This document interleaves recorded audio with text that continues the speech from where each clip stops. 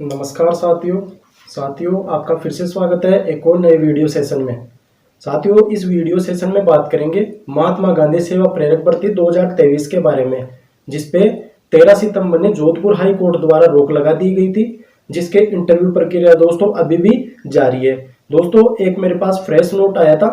इस press note में लिखा है कि जो बयाना भरतपुर जो उपखंड कार्यालय वहां से ये प्रेस नोट रिलीज हुआ था, जो मेरे को इन्फॉर्मेशन मिली है। तो इसमें संशोधित कार्यक्रम जो इंटरव्यू के चल रहे हैं उसमें संशोधन हुआ है और उसके इंटरव्यू जारी करने के आदेश आए हैं दोस्तों। तो आप स्क्रीन पर देख सकते हैं दोस्तों कि इसमें लिखा है कि जो 13 सितंबर 2023 को बयाना भरतपुर जो उपखंड है उसमें इंटरव्यू होने हैं। उस इंटरव्यू की दोस्तों पहले किन्हीं कारणवश या जो हाई कोर्ट द्वारा रोक लगा दी गई थी, तब उस पर दोस्तों उसको स्थगित कर दिया गया था, जिसका इंटरव्यू का आदेश 17 तारीख या 17 सितंबर 2023 को यानी आज जो इंटरव्यू के आदेश हैं वो है। तो इसमें आप देख सकते हैं दोस्तों कि 13 सितंबर 2023 को इंटरव्यू होना था इसमें, किंतु किन्हीं कारणों से इंटरव्यू नहीं हुआ, जो 17 सितंबर 2023 को आयोजित होगा। तो मतलब आज जो 17 सितंबर 2023 है, आज पूरे राजस्थान में ये लास्ट डेट है जिसमें राजीव जो महात्मा गांधी सेवा प्रेरक है उनके दोस्तों इंटरव्यू समाप्त होंगे।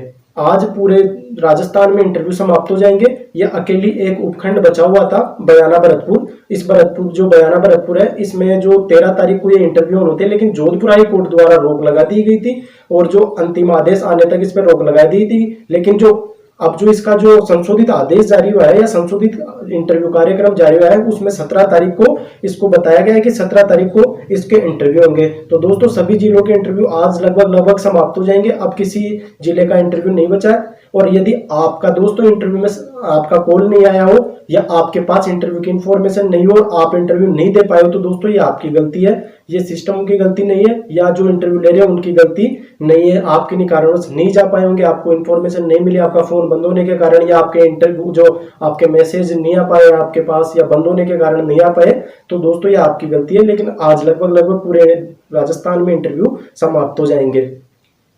दोस्तों पहले क्या था कि जो लास्ट डेट थी इंटरव्यू की वो थी 15 सितंबर, लेकिन 13 सितंबर को हाई कोर्ट ने लगा दी इस पे रोक भर्ती पे, और फिर बाद में जितने भी इंटरव्यू थे उनको सबको पोस्टपोन कर दिया गया। लेकिन अब जो अंतिम आदेश या दोबारा जो पुनः आदेश जारी हुए हैं उसमें 17 तारीख को यह समाप्त करने के आदेश जारी हुए हैं। दोस्तों ये जो भी इंफॉर्मेशन मैं आपको बता रहा हूँ वो मैं जितने भी जो डिपार्टमेंट में मेरे काफी मित्र लोग हैं जो वहाँ पे जॉब करते हैं उनके थ्रू जो इन्फॉर्मेशन आती है वो बता रहा हूँ। साथ ही मेरे 2-4 मित्र ऐसे भी हैं जो बड़ी बड़ी सिविल सर्विसेज में हैं, तो उनसे भी मेरी बात होती रहती है।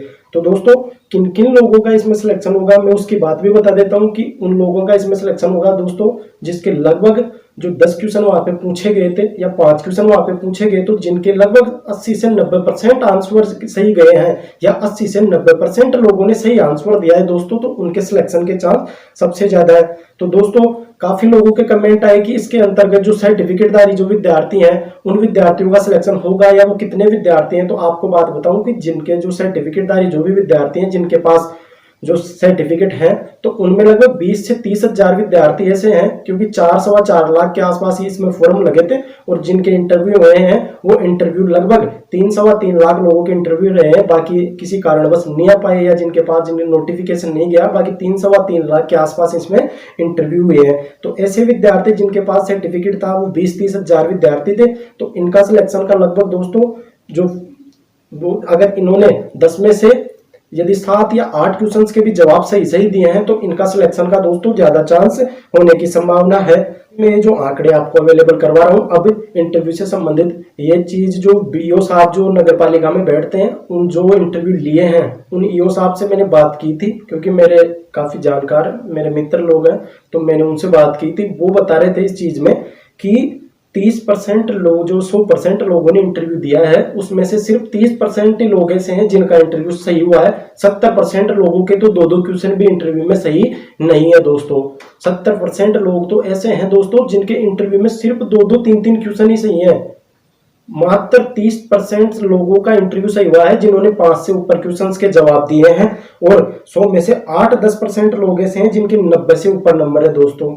मतलब 30% लोगों का इंटरव्यू सही हुआ है, 70% लोगों का इंटरव्यू सही नहीं हुआ है, और उन 30% में भी 8-10% ही लोग ऐसे हैं जिनके 90 से ऊपर नंबर आएंगे।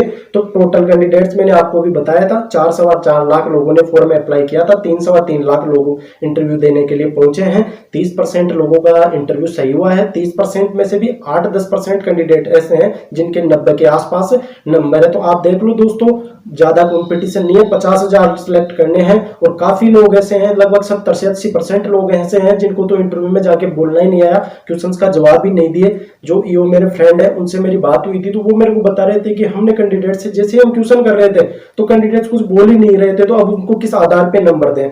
मात्र 8 से 10% ही लोग ऐसे हैं जिन्होंने क्वेश्चन अच्छे से सुना है, अच्छे से उनका जवाब दिया है, और जिनके सिलेक्शन का क्राइटेरिया सही है। तो यदि आप भी लगभग 9, 10, 8, 7, यदि आपको 5-6 क्वेश्चन पूछे तो लगभग आपका 4-5 का, और यदि आपको 8-10 क्वेश्चन पूछे तो लगभग आपने 7-8-9 क्वेश्चन का सही जवाब दिया है, तो और आपके पास जैसे सर्टिफिकेट है, तो आप अपने सिलेक्शन को सुनिश्चित मान के चले दोस्तों, आपका सिलेक्शन पक्का होगा। साथ ही जिनके पास सर्टिफिकेट नहीं है और फिर भी उन्होंने जैसे 8-9 क्वेश्चंस का सही जवाब दिया है, तो आप भी दोस्तों अपने जो सिलेक्शन है उसको सुनिश्चित मान के चले, आपका सिलेक्शन श्योर होगा।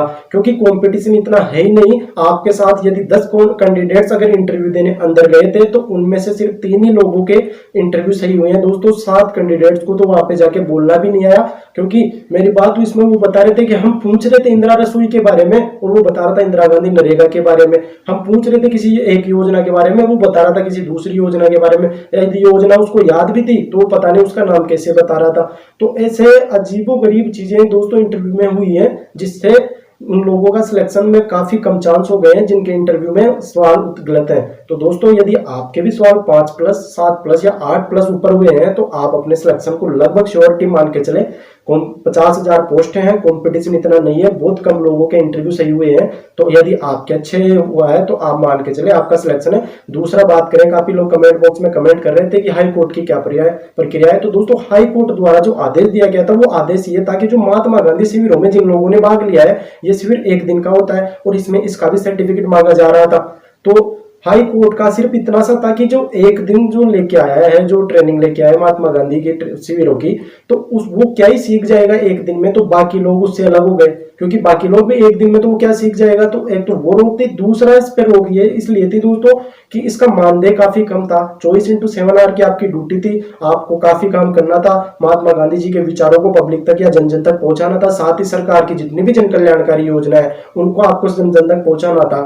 तो इतना सब कुछ काम और इतना वर्कलोड होने के बाद में भी जो दैनिक भत्ता जो मासिक भत्ता मिल रहा था वो दोस्तों 4,500 रुपए मिल रहा था। तो हाई कोर्ट की यही दलील थी कि एक तो जो सत्य और अहिंसा विभाग द्वारा जो वो सर्टिफिकेट था उसको एक्सटेंड करे या उसकी जो वो है उसको समाप्त करे, और दूसरा जो 4500 रुपए उसको बढ़ाए या इसको 10,000 8,000 के आसपास करे, क्योंकि दैनिक भत्ता तो कम से कम उस लेवल पे तो आए दोस्तों। तो इस कारण इस पर रोक लगी हुई थी। हाई कोर्ट के जैसे ही आदेश आएंगे इसका रिजल्ट आ जाएगा, और जैसे और कोई नई अपडेट आएगी दोस्तों तो मैं आपको वीडियो के माध्यम से बता दूंगा। इस वीडियो में दोस्तों इतना ही रखते हैं, फिर मिलेंगे एक नई वीडियो में नई जानकारी के साथ। तब तक के लिए नमस्कार, जय हिंद।